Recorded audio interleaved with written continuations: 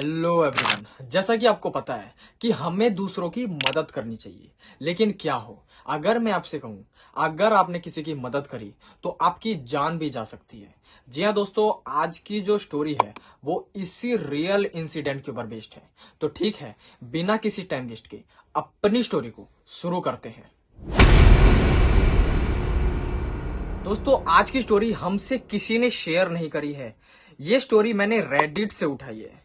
दोस्तों, राहुल नाम का लड़का जो सबसे प्यार मोहब्बत से रहता था, ठीक है, ये किसी का भी गलत नहीं चाहता था, हमेशा अच्छे काम करता था, ये भगवानों में भी मानता था और मंदिर भी जाता था। लेकिन एक दिन इसके साथ कुछ ऐसी घटना घटती है जिसको सोच के ये आज भी डरता है। दोस्तों, एक दिन ये अपने काम को खत्म करके रात में अपने घर लौट रहा था। रास्ते में इसको एक लेडी दिखती है जो कि लिफ्ट मांग रही थी। उस लेडी को देख के इसके मन में वो भाव आ जाता है कि मैं इसकी हेल्प करता हूँ। जैसा कि मैंने आपको स्टार्टिंग में बताया था कि हमको सबकी हेल्प करनी चाहिए, तो ऐसा ही इसका भी मन था। तो इसने बाइक रोक के उस लेडी को लिफ्ट दे दिया। उस लेडीज ने बताया कि मुझे आगे तक जाना है, तो उसने भी बोला ठीक है, मैं आगे तक ही जा रहा हूँ, तो आप मेरी बाइक पे बैठ जाओ। जब वो बाइक चला रहा था तब इसको रास्ते में कई जो भी आ रहे थे ना उसके साइड से, तो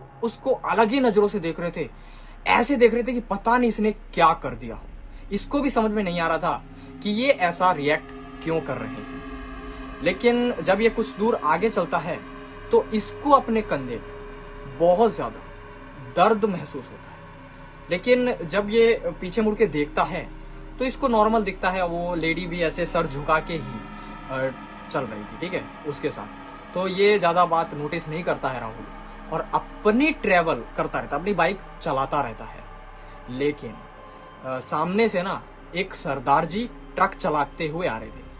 अब उन्होंने इसको बहुत तेज आवाज लगाई, ठीक है, तो इसने भी सुन लिया। अब इसने बाइक रोक दी। अब वो जो सरदार जी थे उन्होंने अपने ट्रक से एक लोहे की बहुत ही बड़ी रॉड उतार के उसी राहुल के पीछे दौड़ने लगे। अब राहुल डर गया। अब उसको समझ नहीं आ रहा था कि ये जो सरदार जी हैं ये मेरी तरफ इतने गुस्से से क्यों आ रहे हैं। लेकिन जैसे ही सरदार जी उसके पास आए राहुल बेहोश हो जाता है। राहुल को पता नहीं क्यों बिल्कुल कमजोरी महसूस हुई। जैसे ही वो सरदार जी उसके पास आए लोहे का रॉड लेके बेहोश हो जाता है राहुल। और जब उसकी नींद खुलती है तो वो हॉस्पिटल में होता है। अब उसको बिल्कुल भी ये समझ में नहीं आ रहा था कि मैं बेहोश क्यों हुआ। और वो देखता है कि उसके ना यहाँ कंधे पे पट्टी बंधी होती है। जब वो सरदार जी से पूछता है कि ऐसा क्यों हुआ, आप मेरे पास क्यों आ रहे थे, ठीक है, सरदार जी वहीं खड़े होते हैं। तो वो पूछता है उससे कि आप क्यों, शायद आपने ही मुझे मारा होगा। राहुल को ये लगता है कि ये सरदार जी ने मुझे मारा है। तो सरदार जी उसे बात बताते हैं और ये बात सुन के राहुल के पैरों तले जमीन निकल जाती है। दोस्तों, सरदार जी ये बताते हैं कि भाई तेरे पीछे चुड़ैल बैठी हुई थी और वो चुड़ैल लिटरली तेरा पूरा कंधा खा रही थी और तू उसके वश में था, इसलिए तुझे कुछ भी पता नहीं चल रहा था। अगर मैं तेरी मदद नहीं करता तो आज तू जिंदा भी नहीं होता। दोस्तों, उसने ये बात सुन के ना उसको तो भरोसा ही उड़ गया। भाई मदद नहीं करनी चाहिए अननोन पर्सन की। भाई उसने उस सरदार जी की तहे दिल से शुक्रिया अदा किया।